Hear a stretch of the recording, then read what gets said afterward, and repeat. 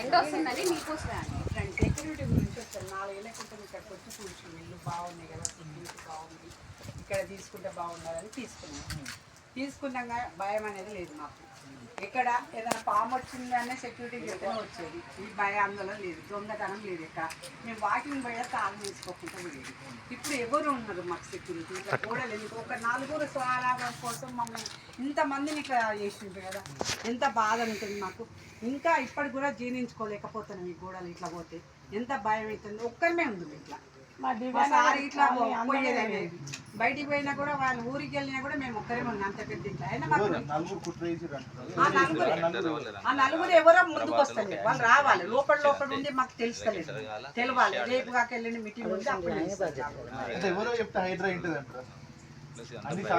అవును. సాక్ష్యాలు ఏమున్నాయండి? ఈ గోడ గురించి ఎందుకు సాక్ష్యం వస్తుంది? ఇది ప్రైవేట్ ల్యాండ్, మా ల్యాండే కదా. మా ల్యాండ్ మేము కట్టుకుని, ఇది గవర్నమెంట్ అయితే కాదు కదా. గవర్నమెంట్ దానికి రావాలి, చెరువుల దానికి రావాలి. ఇది మాదే ల్యాండ్ కదా, కొనుక్కున్నాను. మంచిగా ఉన్న దానికి ఇళ్ళకెళ్ళి దారి కూడా ఎక్కడికి లేదు. అడవి ఉన్నది అటు చుట్టూ.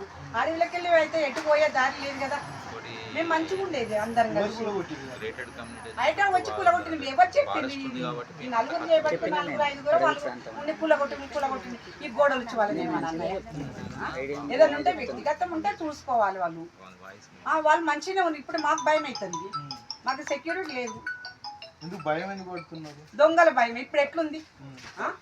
దొంగలు ఎట్లుంది? అడవి ప్రాంతం. మాకు అడవిలోకి వెళ్ళి పులి వచ్చేది ఏంది వచ్చింది. ఇప్పుడు ఎక్కడ నుండి ఏం వచ్చేది తెలియదు.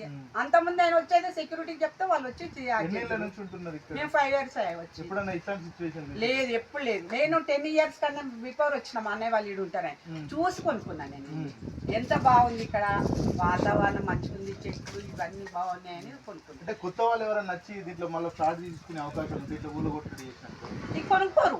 భయాన్ని మేమే అమ్ముకుందామని చూస్తున్నాం. ఇట్లా ఉంటే అయితే చూస్తాం. ఇక భయం అయింది అనుకో, అమ్ముకోవాలంటే ఎవడు కూడా కొన్నాడు. 2 కోట్ల కొన్ని ఇల్లు ఇప్పుడు 1 కోటి రూపాయలు కూడా ఏం పోతుంది.